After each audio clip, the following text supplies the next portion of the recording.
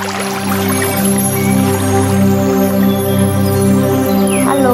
salam pencipta pahlawan utama. Selamat datang di channel Ibu Lupita Pemba. Jangan lupa klik tombol subscribe dan tanda loncengnya. Halo, salam jumpa kembali bersama Ibu Lupita Pemba dari SMAK Suradikara ND. Baiklah sahabat biologi, di video kali ini kita akan mempelajari lebih lanjut tentang enzim, yaitu tata nama dan klasifikasi enzim. Tata nama enzim selanjutnya memberikan nama khusus bagi enzim, yaitu dengan akhiran AC pada jenis reaksi yang dikatalisnya. Misalnya, enzim dehidrogenase untuk reaksi dehidrogenase, transferase untuk reaksi transfer gugus, dan dekarboksilase. Adapun tata nama enzim yang lebih jelas dan lengkap adalah menggunakan nama substrat dan reaksi yang dikatalis ditambah dengan akhiran AC. Misalnya, enzim laktat dehidrogenase, sitokrom oksidase, dan glukosa 6-fosfatase. Berikut adalah klasifikasi enzim berdasarkan tempat kerjanya. Ada dua enzim, yaitu 1. Endoenzim. Endoenzim disebut juga enzim intraseluler, yaitu enzim yang bekerja di dalam sel. Umumnya merupakan enzim yang digunakan untuk proses sintesis di dalam sel dan untuk pembentukan energi atau ATP yang berguna untuk proses kehidupan sel, misalnya di dalam proses respirasi. Yang kedua adalah eksoenzim. Eksoenzim disebut juga enzim ekstraseluler, yaitu enzim yang bekerjanya di luar sel. Umumnya berfungsi untuk mencerna substrat secara hidrolisis untuk menjadikan molekul yang lebih sederhana dengan berat molekul yang lebih rendah, sehingga dapat masuk melewati membran sel. Adapun energi yang dibebaskan pada reaksi pemecahan substrat di luar sel tidak digunakan dalam proses kehidupan sel. Selanjutnya, klasifikasi enzim berdasarkan daya katalisis. 1. Enzim oksidoreduktase. Enzim ini mengkatalisis reaksi oksidasi reduksi yang merupakan pemindahan elektron hidrogen atau oksigen. Sebagai contoh adalah enzim elektron transfer oksidase dan hidrogen peroksidase atau yang disebut enzim katalase. Ada berapa macam enzim elektron transfer oksidase, yaitu enzim oksidase, oksigenase, hidroksilase, dan dehidrogenase. Yang kedua, enzim transferase. Enzim transferase mengkatalisis pemindahan gugus molekul dari suatu molekul ke molekul yang lain. Sebagai contoh adalah beberapa enzim sebagai berikut. 1. Transaminase adalah transferase yang memindahkan gugus amina. Kedua, transfosforilase adalah transferase yang memindahkan gugusan fosfat.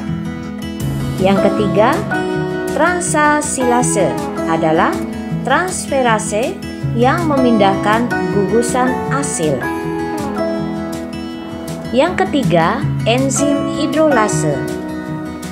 Enzim hidrolase mengkatalisis reaksi-reaksi hidrolisis dengan contoh enzimnya adalah 1. Karboksilesterase adalah hidrolase yang menghidrolisis gugus ester karboksil.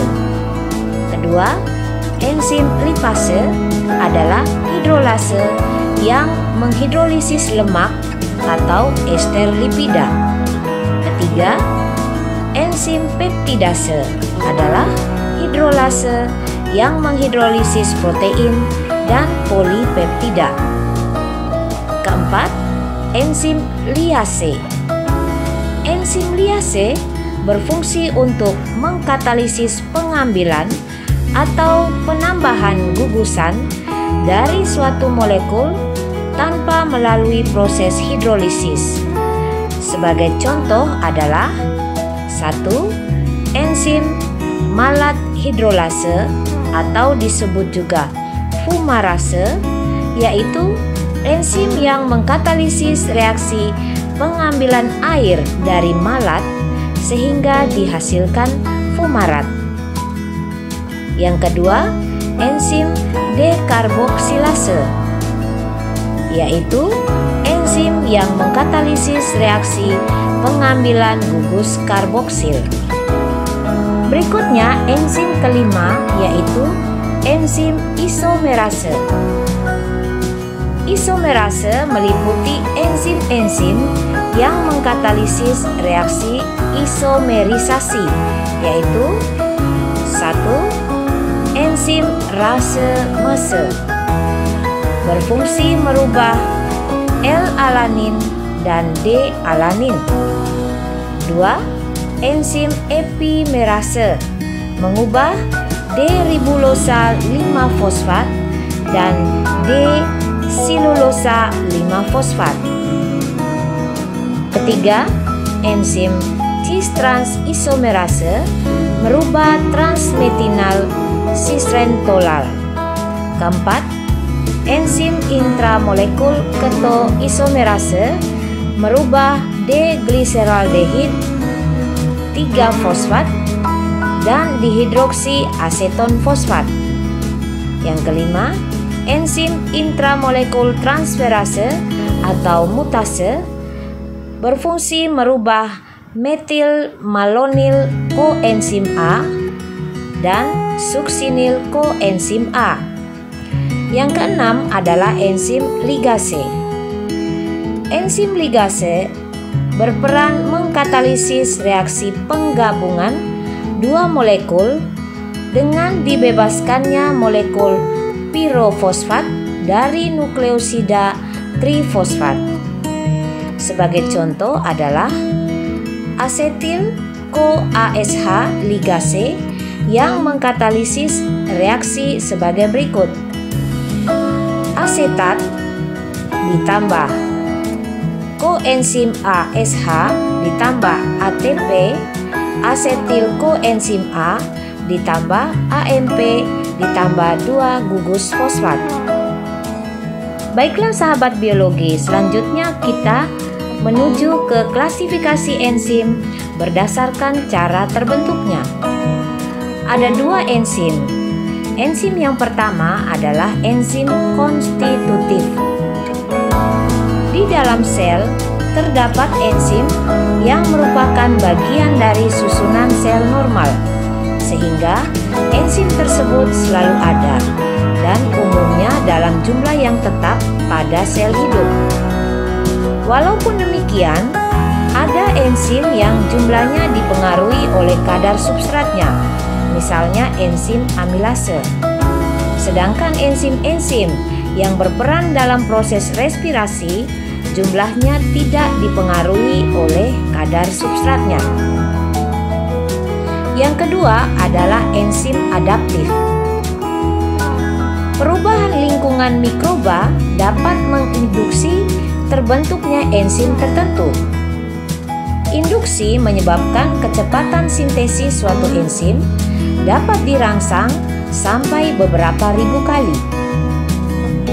Enzim adaptif adalah enzim yang pembentukannya dirangsang oleh adanya substrat.